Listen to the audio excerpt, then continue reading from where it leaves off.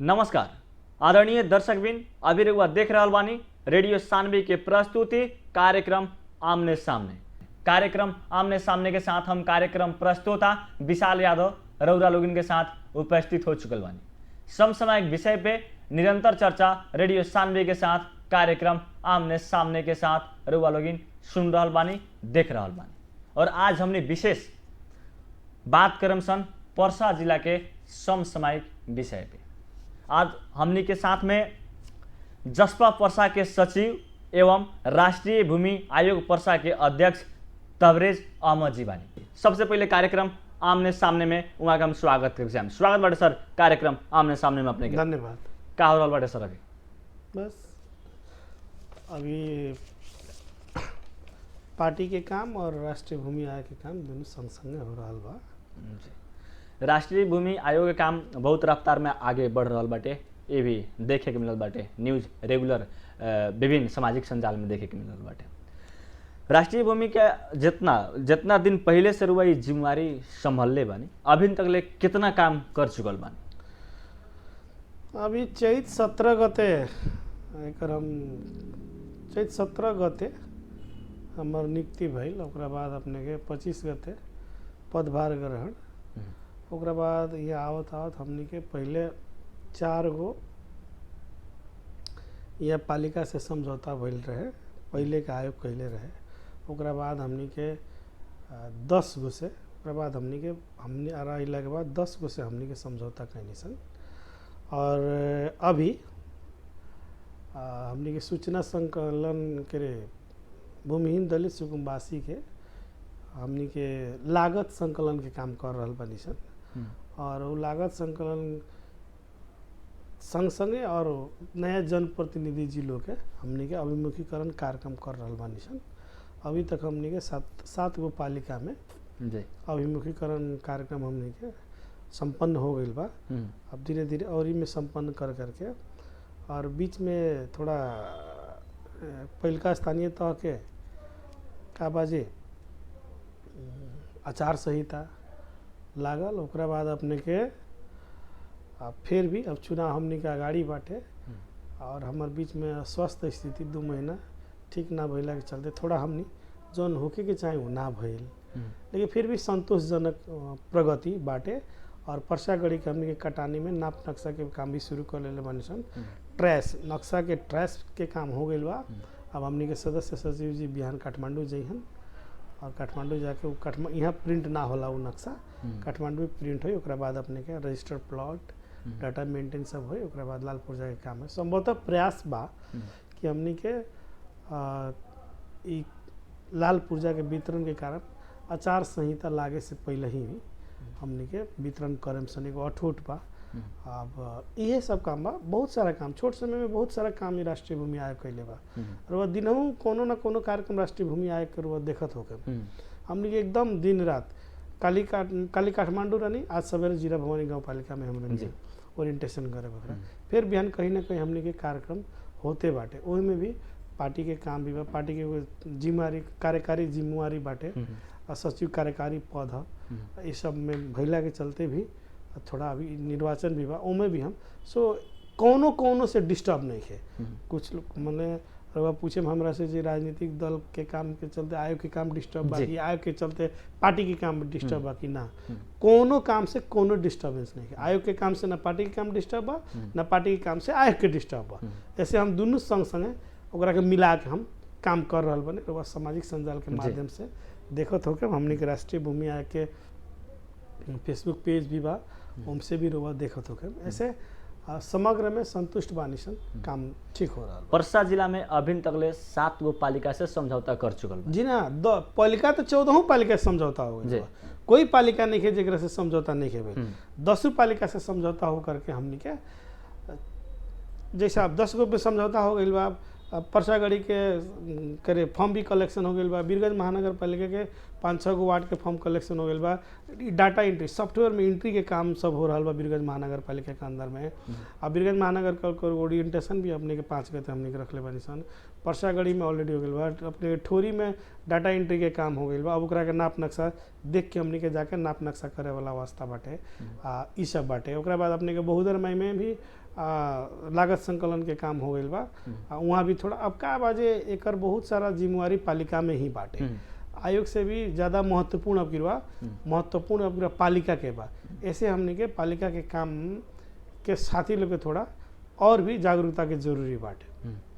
यानी कि सर लगभग हरेक पासा जिला का 14 पालिका से लगभग समझौता हो चुकल बा। लगभग ना यानी कि हो गइल बा, लगभग के बात नहीं, ही तो क्वांटिटेटिव चीज बा। 14 गो पालिका से 14 गो समझौता हो गइल, ये समझौता हो चुकल बाटे। लेकिन जौना हिसाब से वो समझौता के लिए बनी वहाँ के स्थानीय जनप्रतिनिधि लोग जितना भी पालिका अध्यक्ष बने लोग, मेयर साहब बने लोग, सब कोई ये लोग राउरा चाहना अनुसार समझौता अनुसार काम करे के मौका देत बानी लोग ना। ठीक बा, बढ़िया बा। अब वह होकला काबल लेल वाली एगो क्लास में मैंने 550 गो विद्यार्थी बा, तो हरेक के क्षमता हरेक के अलग अलग हो गया, कार्य कौशलता के हिसाब से अलग अलग क्षमता। हमने संतुष्ट बानी सर, साथी लोग सहयोग कर रहा बानी। अपने से भी फोन करके आज जैसे जीरा भवानी के हमने के अध्यक्ष जी बानी अनुज चौधरी जी, वहाँ के अपने से हम काठमांडू रहनी तो फ़ोन करके सर हमनी में ओरिएंटेशन कहिया रखल जाऊँ, कह के एगो समय दिया। तो हम काठमांडू से रात के सवेरे भोरे में चलनी, वही बेरा फ़ोन कर देनी कि हमनी के आओ तनी सन और पालिका में रुआ जमा करी, साथी लोग के जानकारी दे। विशेष रूप से कहा बाजे स्थानीय तह के निर्वाचित जनप्रतिनिधि है के ई आयोग के काम करवाई और पालिका के काम करवाई के बारे में अनिवार्य जानल जरूरी बा। ऐसे कि बहुत सारा सिफारिश, बहुत सारा कागज जात जन बाटे वो वार्डे से आई। ऐसे हमने के संपूर्ण निर्वाचित जनप्रतिनिधि के ई अपने के सोच के फर्स्ट वीक भीतर में हमने के प्लान तो हमने के सरावने में कैले रहनी सन, लेकिन अब वह प्लानिंग अनुसार मतलब आउटपुट ना इखे भाई, ओकर बहुत सारा कारण बा। अब इतना में समय में हमने ना कह जाऊँ, लेकिन हमने के असोज में के फर्स्ट वीक में जैसे हमने के 10वीं के पहले ही पहले का हफ्ता में हमने के सारा पालिका के कमिटी में ओरिएंटेशन फॉर्म के कलेक्शन हो जाए, तो आदमी अब एंट्री के काम रूम में बैठ के एंट्री के काम है ना बाकी रही। अब निर्वाचन लड़े वाला लड़ी, अब सारा लोग पार्टी से जुड़ल बा, अब तो हरेक लोग पार्टी से जुड़ल। वैसे हमनी के ई काम तो समग्र में जहिया हमनी के शुरुआत करम से लाल पुर्जा वितरण करे के हमरा एकदम अंदाजा बा।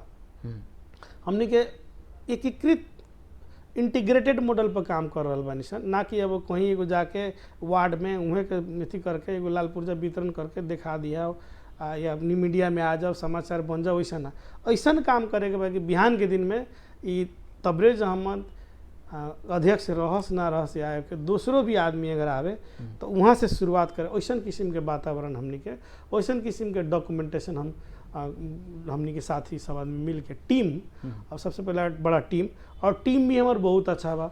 साथी लोग भी और भी दल के बानी, नेपाली कांग्रेस के बानी, राष्ट्रीय जनमोर्चा के बानी, माओवादी के बानी, वहाँ लोग भी टीम स्पिरिट भी बहुत अच्छा बा।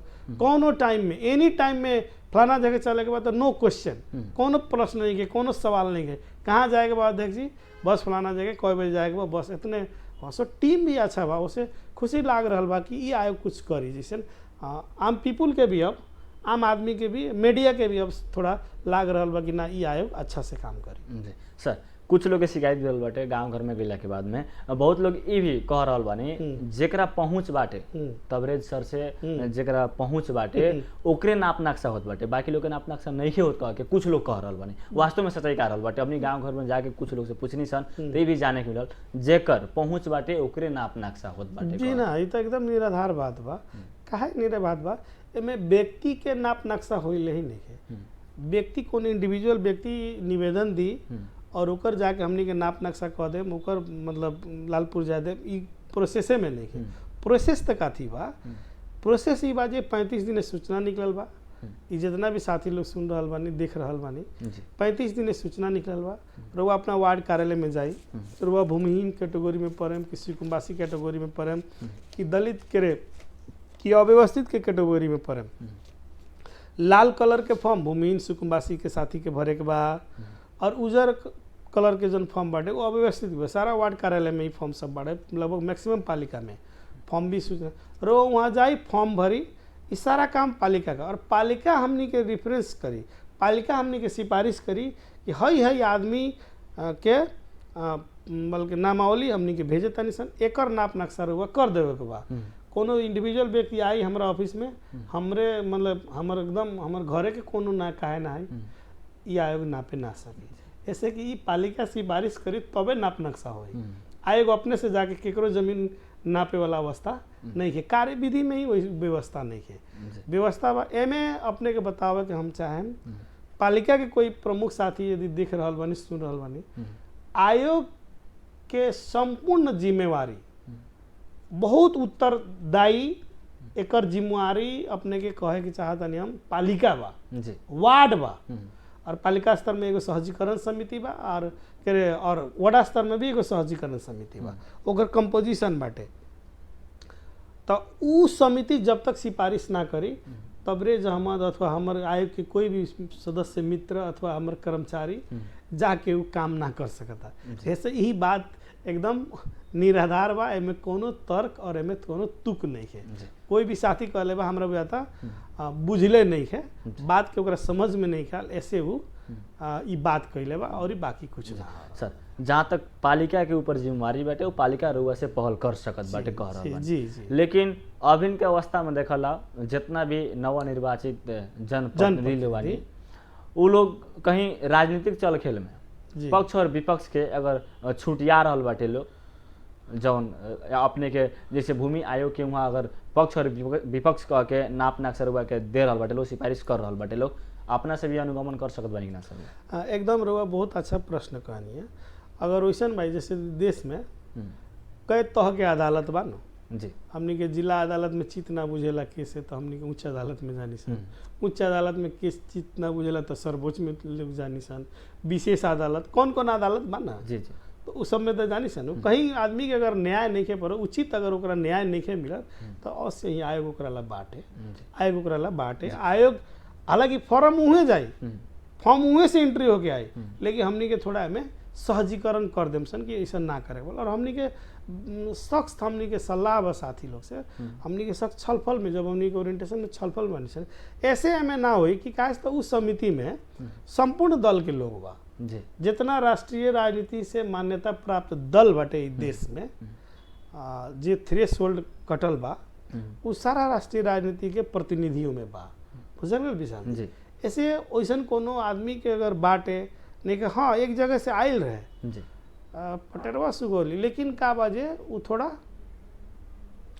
हम ना जाए हम बल्कि हैंग होंगे, पहले हम उनका सलाह देनी पहले ही अपने एजम्पशन काहे कर लेते हैं जी वो हमनी के पार्टी के नाम हमनी के काम ना करी, ऐसा कि वो समिति में रहो पार्टी के लोग हुआ जाए वहाँ सिफारिश करवाई होई ना हुई तो फिर हमरा लगे आए ओकर कोनो विकास होई, चाहे हम ये खुद जाके वहाँ आग्रह करें, हाथ जुड़ेम, गुड़ धरेम, दाढ़ी धरेम, जनता के काम माने गुड़ो धो के दाढ़ियो धो के प्रणामो पाती के हो जाए तो हम करें रुआ। लेकिन अब पहले ही एगो एजम्पशन बहुत लोग के साथी लोग बा ई बार राजनीति भी विचित्र चीज बा, पहले ही हम सोच लेता नहीं कि मतलब खाना आयल सामने पहले ही सोच लेनी कि खाना निमन ना लगी तो वास्तव में वो खाना निमन ना लगी एगो मायने, तो उसे इस पहले ही सोच ना बना कर सब साथी जाई और उन्हें फॉर्म भरवाई, उन्हें भरी बड़ा टेक्निकल विषय भाई, फॉर्म में थोड़ा भी गड़बड़ी हुई पूरा साइंटिफिक आयोग बा किरवा के ऐसे विशाल जी ई काम होई और किरवा हमनी के विश्वस्त बने। सर जहाँ तक रुआ कहनी निष्पक्ष भावना से हमने काम करें सर उस समिति में यानी कि सर्वदलीय समिति रहल बाटे, सब पार्टी के लोग, सब पार्टी के लोग। अब एक बात और ही देखल सर वास्तव में एगो डर नाम की चीज हमार पार्टी के मेयर नहीं की, हम उनका वोट नहीं दिला, हमार काम ना ई डर बा, लेकिन वास्तव में बहुत जगह ये बात है सर। अगर वास्तव में मेयर साहब लगे गईला के बाद में 20 गो लोग उ गांव से फोन करम जो हमनी के टीम के नाम मेयर साहब ध्यान दें, तो ऐसा भी गांव घर में अभिनय से सतावल के जितना भी नवनिर्वाचित जनप्रतिनिधि लोग बानी अभिन से जनता के सतावे के शुरू कर चुकल बानी। बहुत ऐसा पालिका समिति के लोग रिपोर्ट भी आयल बाटे जो हमारा पालिका में होता, हमारा पालिका में विपक्षी दलों के कथी कथी वितरण नहीं होता कैसन व्यवस्था हो गई बाटे। लेकिन सर वास्तव में बिहान भइला के दिन में अगर परसा जिला के कोनो पालिका का 14 पालिका के बात की कोनो पालिका के जनता अगर जात बानी मेयर साहब लगे और मेयर साहब के रिक्वेस्ट करते नहीं सर हमार सिफारिश कर दी, अगर मेयर साहब सिफारिश नहीं करत अपन 5 लोग के कहल में पड़ गए तो रुआ वो बड़ा कैसा एक्शन जनता के खातिर एकदम हम रुआ कहते बानी। सबसे पहल का तो अब दो किस्म के बात हुई, सबसे पहल का जे आदमी हमनी के लगे आई ओकर मापदंड वो व्यक्ति हमनी के मापदंड के भीतर बा कि ना जी देखम। पहल का काम हमनी के करे हमनी के कर्मचारी लोग करी कि वो व्यक्ति मापदंड के भीतर बा कि ना, अगर मापदंड के भीतर नहीं खे तो ओकरा के हमनी के कहम कि रुआ ई रुआ एमे नहीं पड़त, ई कैटेगरी में रुआ ऐसे रुआ जमीन उपलब्ध ना होई। अगर वो मापदंड के भीतर पड़ता तो हम पहले भी कहनी है विशाल जी, आज भी कहनी है, कोई के धमका के डरवा के काम थोड़े है। हमनी के मेयर साहब लोग लगे, वड़ा अध्यक्ष जी लोग स्वयं हमनी के टोली जाके परिचालन क के हमनी के हाथ गोड़ ध के निहोरा क के उनकर निहोरा पाती क के हमनी के वो काम करवाएम सन। एमे रुआ ढुक के होई हमनियों के दल में सारा दल के पार्टी बा ना जी। राष्ट्रीय भूमि आयोग जिला समिति में ही विभिन्न पार्टी के प्रतिनिधि बा। हम जनता समाजवादी पार्टी से बानी और लोग और पार्टी से बा। तो ऐसे में रुआ निर्धक हो जाए और आम जनता भी अगर इंटरव्यू सुन रहा बा हमर तो रुआ निर्धक हो जाए। राउर काम हमनी के रुआ उचित न्याय मिली, यदि रुआ न्याय मिले के चाही वैसन अवस्था बा तो रुआ न्याय मिली। एमे कोनो किंतु परंतु नहीं है।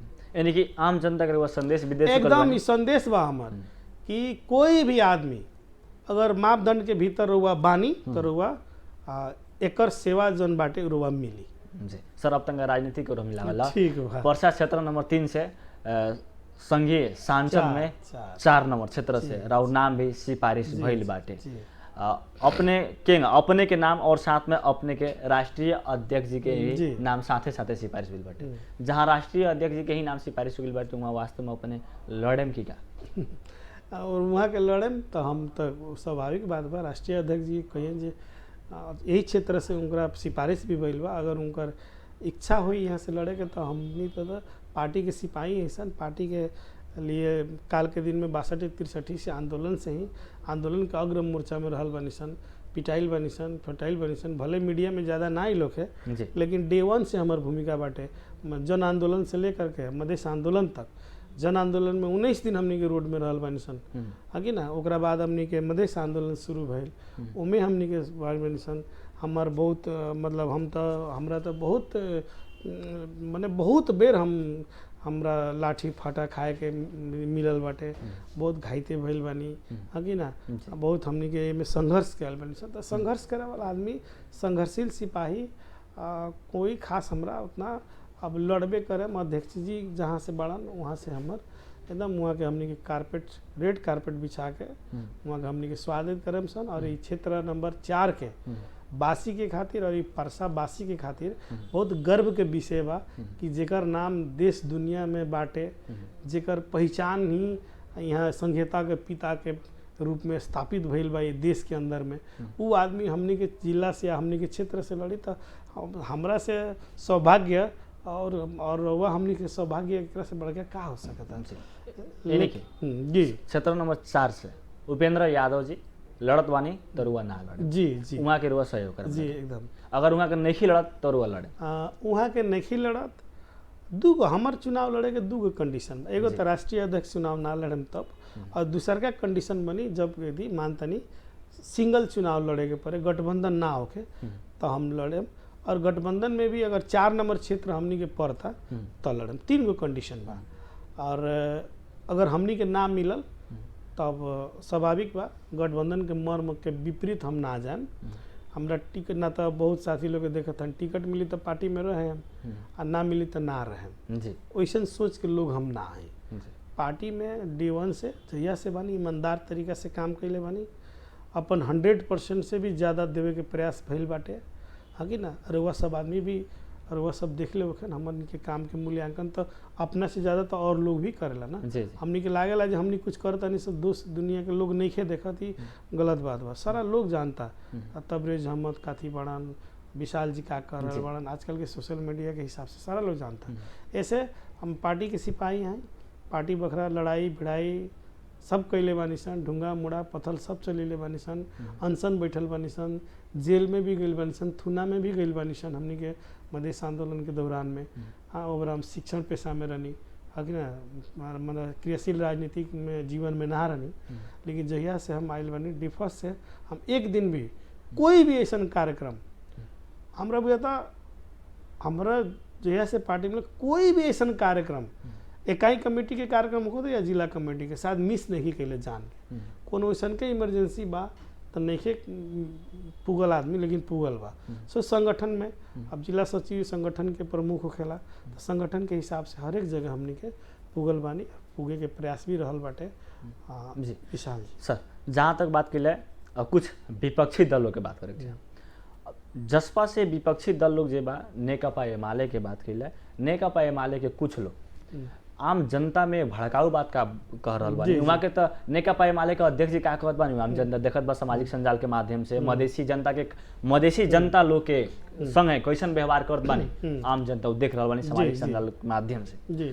लेकिन उ लोग के जवन है परसा जिला के कुछ नेता लोग रहल बाटे, अभी लोग कुछ 5 गो 10 गो अपन युवा साथी लोग रखले बाटे, अभी लोग गांव घर में खटा दिले वालों अभिनय से। अब हमनी भी सुनले बानी सन, आम जनता भी कह रहल बानी, हमनी भी गांव घर में निकलत बानी सन, हमनी भी देहात से बानी सन, हमनी भी गांव घर में निकलत बानी सन, तो सीधे एगो बात कहती आवत बा, मधेसी पार्टी मधेसी दल आम जनता के खातिर का कइले बाटे, कथी कइले बा आज तक ले कह के आम जनता के मन में ऐसन भड़काऊ बात डालल गइल बाटे, वास्तव में कथी कइल गइल बाटे सर, एगो छोटकरी में हम प्रश्न पारे के चाहते। देखिए ये विषय वस्तु पर बात करे के खातिर जो निर्धारित समय हमरा के देले बानी जी, उस समय में हम इशारा के जवाब यानी कि शॉर्टकट में सर पूरा ना हो के सके, लेकिन वह शॉर्टकट में और आम जे पीपुल आम जनता नेकपा एमाले के साथी लोग भी सुन रहल बा जी, वो लोग से भी हम कहे के चाहतानी, नेपाली कांग्रेस के साथी लोग भी सुन रहल बा वो लोग के भी कहतानी, सारा लोग कहता मधेसी दल आम जनता ला काथी कैले बा फिर प्रभुआ कबो बुलाएम ओकरा के डिटेल में बतावल जाए जी, ओकर बात छोड़ दे रहुआ। मधेसी दल त जी, जनता समाजवादी पार्टी उ कांग्रेस एमाले में रहे वाला मधेसी खातिर पहिलका काम कैले बा।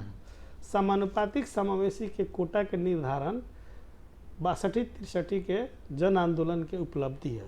अंतरिम संविधान में सारा व्यवस्था ना रहे, संघीयता समानुपातिक समावेशी सब ना रहे, हमने के आंदोलन के निशन ओकरा बाद ही सब मिलल। तो अपने देखो तो यहाँ के अरविंद सिंह जी बड़न केंद्रीय सदस्य वो कोटे में भइल बड़न, भूगोल कोटा में। हमने के राजकुमार गुप्ता जी बानी, हमने के अग्रज नेता हैं, मधेसी कोटा में केंद्रीय सदस्य भइल बानी जी। अपने के बताओ वैसन बहुत लोग बा। नेपाली कांग्रेस के रमेश रिजाल भूगोल में वहाँ के केंद्रीय सदस्य भइल बानी। और अपने देख लो वो लोग के अधिवेशन के बेरा में सब लोग समानुपातिक तरफ मधेसी कोटा, समानुपातिक तरफ खसारे, समानुपातिक तरफ जनजाति, समानुपातिक आदिवासी हकी ना, तो उ लोग तो अपने हमनी के कोटा में केंद्रीय सदस्य भइल बा। तो उ जनता के गुमराह कैला से होई। रहुआ आज हमरा ऐसा आदमी रेडियो में आके बोल रहा इहो मधेश आंदोलन के उपलब्धि है ना। तो एक छत्र राज यहाँ दोसर समुदाय के रहे मीडिया पर ना, विशाल यादव, तबरेज अहमद कहाँ नेता रहे। वास्तव में देखल है तो मधेश के लोग के कुछ उपलब्धि भइल बाटे, वास्तव में मत कहीं, वास्तव में भइल बा जी, वो बात हम बताएंगे क्या, बहुत ज्यादा भइल बा जी। अपने का बताओ आज जितना भी लड़का सब सरकारी ऑफिस में जाए था जी, वही बात हम बताओगे चाहनी सेम वही बात हम बताओगे। तो हम बताओ तनी ये बहुत सारा उपलब्धि बा, उतने उपलब्धि वो छोड़ दी केकरा जागीर मिलल, काम मिलल वो अलग चीज है, that's a primary things. Secondary बात ही बा, माने सेकेंडरी बात ही बा कि हमनी जौन अब प्रदेश में बानी वो प्रदेश के नाम है मधेश प्रदेश जी, हमार पहचान, हमनी का आंदोलन पहचान के भी तो आंदोलन रहे ना। हम मधेसी हैं, ये गर्व से कहता नहीं। ये देश ये प्रदेश के 7 प्रदेश के लोग बागमती प्रदेश के काथी लोग कही ओकर पहचान बा वहाँ के लोग के जी, हाँ जी ना। बागमती प्रदेश के कथी पहचान बा जी, वो काथी कहे माने काथी कहे वो, लेकिन यहाँ एवटे आइडेंटिटी बा, ये क्षेत्र में रहे वाला हर एक आदमी हम मधेसी है।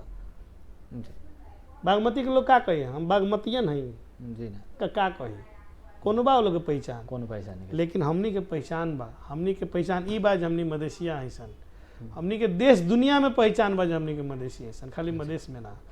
तो सबसे बड़का उपलब्धि ई बा, और ये आज हमनी के जनता अभी ना बुझी, काहे ना बुझी, ई जे सदियों से गुलामी कैले बा ये देश में, सदियों से ये देश में सत्ता संचालन कैले बा, ये देश के शिक्षा कहाँ रहे कहाँ पुगैले बा। आज तक मधेश के शिक्षा के बहुत कम बा ना, यहाँ के लिटरेसी रेट तो बहुत कम बा। तो अपने के बताओ चाहता नहीं, तो हमनी के जनता थोड़ा अनएजुकेटेड बा, उसे ये लोग डिप्लॉयड करता टे, माने मिस गाइड करता।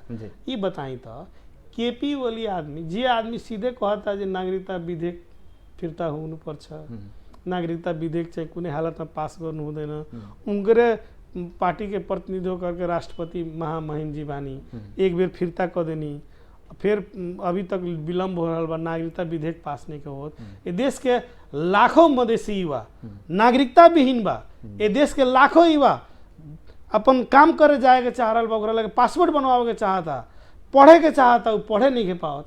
और ऐसा झूठ फटाई बात करला से होई, जनता के गुमराह करे के होई। आओ ना हमनी के रउआ, हम रउआ लोग तो ना, हमरा तो सिंगल इंटरव्यू चलावनी थोड़ा हमरा कम पसंद बा। रउआ बोलाई ना नेपाली कांग्रेस के जिला सचिव के बोलाई, रउआ बोलाई एमाले के जिला सचिव के बोलाई, जसपा के जिला सचिव के बोलाई, माओवादी के जिला के सचिव के बोलाई। अब एगो छलफल चलाई ना जनता में के बीच में, जे मधेसी दल काथी कैले बा आ दोसर दल काथी कैले बा, बोलाई तब न मजा आई कि एकला एकला कहाँ मजा आई। आम जनता के लोग रहल बाटे सर, नेकपा एमाले मधेश के लोग के खातिर मधेश के जनता के संगे कैसन व्यवहार कर रहल बाटे, एगो गांव में मधेश के जनता के अभिन तकले अन्योलता में राखे के खातिर नेकपा एमाले अथक प्रयास कर रहल बाटे जे मधेश के जनता हमेशा अन्योलता में रहो, हमेशा गुलामी के जंजीर में एकदम सही बात बा। आम जनता के भी लौक रहल बाटे, लौक रहल बा। लेकिन जे एबरा मधेसी जनता के जे गार्जियन लोग बानी, अगिला नेतृत्वकर्ता लोग बानी, राजनीतिक दल के नेता लोग बानी, रउरा लोग, एकरा के कैसे सॉल्व करें, एकरा के कैसे ये लोग जितना भी गलत भरम फैला रहल बाटे लोग गांव घर में जाके, तो उ जौन गलत भरम ये लोग फैलावत बाटे उ लोग के बोला कैसे उड़वा, उन लोग के कैसे कंट्रोल करें। का बाजे देखिए, विभिन्न मोर्चा में अपने के विभिन्न मोर्चा में एकर जवाब दिया था, दे रहल बानी से हमनी के मीडिया से लोग के कारण से, तो वैसे तो कहत नहीं रउआ रउआ एगो गांव में कार्यक्रम रखी ना, 200-250 आदमी के बुलाई, 4 आदमी के खड़ा कर दी, तब न पता चली जो मधेसी दल का कैले बा। लेकिन मधेसी दल कहीं ठीका काहे देता लो, तो वो लोग जो मधेसी दल मधेश वगैरह काथी कैले बा भाई, 2007 साल से 2079 तक तो तहनिए के सरकार बा ना, हमने के कोई प्रधानमंत्री बनल बा मधेसी दल के, तोहरे प्रधानमंत्री, तोहरे मंत्री, सारा मंत्रालय तोहरे, तो मधेश के विकास काहे ना भइल, तो पहिलका जवाब तो तोहरा देवे के पड़ी, ओकरा बात हमने पीछे बानी सन। और रहल बात हेतना आदमी, अरे माओवादी आंदोलन इतना, माओवादी आंदोलन इतना मरल बा मधेश में, सबसे अपने के हम बतावे के चाहता नहीं, एगो अपने के डाटा एगो तथ्य बतावे के चाहिए, दुनिया में सबसे सफलतम आंदोलन मधेश आंदोलन है, दुनिया में ही। There is no any success of any revolution rather than the Madhesi revolution। कहे के मतलब है दुनिया में कोनो ऐसा आंदोलन इतना जोरदार रूप से सफल नहीं है भइल, बताइए तो। कम क्रांति देके, कम बलिदानी देके ज्यादा उपलब्धि भइल बा। आज संहिता ये देश में प्राप्त भइल, ये देश में समानुपातिक समावेशिता प्राप्त भइल बा, ये देश में रउआ अपने के बोले के स्वतंत्रता भइल बाटे। हमनी ऐसा युवा राजनीति में आ गए, हमनी को ये सोचले रहनी सन, एक झुपड़ी में रहे वाला आदमी रउआ स्टूडियो में आके बात करला, ये मधेश आंदोलन के देला, बोले के सिखैलक, संघर्ष करे के सिखैलक मधेश आंदोलन। यहाँ धर्म निरपेक्षता बाटे, सारा धर्म के सम्मान बाटे। एकरा इतना उपलब्धि कम क्षति में ज्यादा उपलब्धि विश्व के कोनो आंदोलन के इतिहास नहीं है। अपने हम बताओ चाहता सर, लगभग कार्यक्रम का अंत ना चल, समय बहुत कम बाटे, और कार्यक्रम का अंत में एगो प्रश्न रहल बाटे, वास्तव में कहाँ तक रउआ लोग विश्वस्त बानी जे गठबंधन होखबे करी? कहा देखिए, गठबंधन होखबे करी से भी बढ़िया गठबंधन होके के चाहिए, होखबे करी से शब्द से बढ़िया गठबंधन होके के परी, होके के चाहिए ना। तो यहाँ जौन भी हमनी के उपलब्धि प्राप्त कैले बनी सर, देखबे कनी 2 बेर माने प्रतिनिधि सभा के डिजॉल्व हो गई देश में, ओकरा के भी बचावेला सबसे पहले जनता समाजवादी पार्टी रोड पर निकलल, तब पीछे दोसर दल आयल बा। ये राष्ट्र के अभी अग्रगामी दिशा और देखावे वाला पार्टी जी अभी कर रहा बा काम, वो जनता समाजवादी पार्टी है। रउआ केपी के प्रतिगमन नहीं करे ध्यान बा। माननीय उपेंद्र यादव पहिलका बार दिवक लगे जाके तब आउनुहोस्, देश को नेतृत्व गर्नुहोस्, हामी तपाईँको साथ छ, नत्र भने हामीले पाएको जति उपलब्धिहरू हुन्छ सबै गुम हुन्छ भन्ने कुरा उनकर कहना। तो ये देश में अभी मतलब ये देश के राजनीतिक दिशा देखावे वाला भी जनता समाजवादी बा, एक जौन मुद्दा बाटे जैसे प्रत्यक्ष निर्वाचित राष्ट्रपति, पूर्ण समानुपातिक निर्वाचन प्रणाली, ये सब लगायत के विषय बा। तो गठबंधन आज की आवश्यकता है, गठबंधन होके के चाही और जे भी साथी हमने से गठबंधन होई जहाँ जरा जथी मिली उमें हमने के पूर्ण रूप से सब आदमी के ईमानदारी के साथ ला के हमने के अपना प्रतिनिधि के हमने के जितावे। जी सर, कार्यक्रम का अंत में संपूर्ण मधेसी वासी से और साथ में पर्सा जिला के संपूर्ण जनता से रुआ का कहे? एकदम हम अब आयोग के अध्यक्ष के हिसाब से कहें रुआ किंतु परंतु चिंता थोड़ा भी ना करी, रुआ ये मापदंड के अंदर में पड़े, रुआ जमीन मिली और जे भी रुआ कहनी है जो लोग जाके हैंग कहता मधेसी दल कथी नहीं कैले ओकर काम कहे नहीं, लेकिन अब मधेसी जनता सब बुझ रहा बा, रुआ सब उ सब सदिये से ठगले बा और फिर उ ठग लोग के बारे में अपने विश्वास मत करी। इस देश में जनता समाजवादी पार्टी ही जौन बाटे जे संपूर्ण मधेसी के हक हित के लेल, संपूर्ण देश के हक हित के लेल आज पहाड़ के भी तो लोग फायदा मिलल बा हमने के आंदोलन से। इस समग्र राष्ट्र के जोड़े वाला काम जनता समाजवादी पार्टी कर रहा। धन्यवाद सर, समय देनी व्यस्त समय के बावजूद भी एकरा खातिर बस रउआ भी हमरा के यहाँ बुला के अपन शब्द राखे के जौन हमरा के मौका अवसर प्रदान कैनी, एकरा ला रउआ व्यक्तिगत और ये रेडियो सानवी के हम आभार व्यक्त करते हैं। सर नमस्कार। नमस्कार जी आदरणीय श्रोता, आज हमने के साथ में रनिया पर्सा जिला के जसपा के सचिव एवं राष्ट्रीय भूमि आयोग पर्सा के अध्यक्ष तबरेज अहमद जी। समसामयिक विषय पे उमा के साथ रुआ चर्चा सुननी, कार्यक्रम आमने सामने रउरा लोग सुन के साथ नहीं एक खातिर बहुत बहुत धन्यवाद देते। साथ में प्राविधिक मित्र हमारा के सहयोग नहीं सत्येंद्र यादव जी, वहाँ के भी बहुत बहुत धन्यवाद देते। कार्यक्रम आमने सामने से हम कार्यक्रम प्रस्तुता विशाल यादव छूटे के चाहे सुनत नहीं रेडियो सानवी 96.4 मेगाहर्ट्ज। नमस्कार, प्रणाम।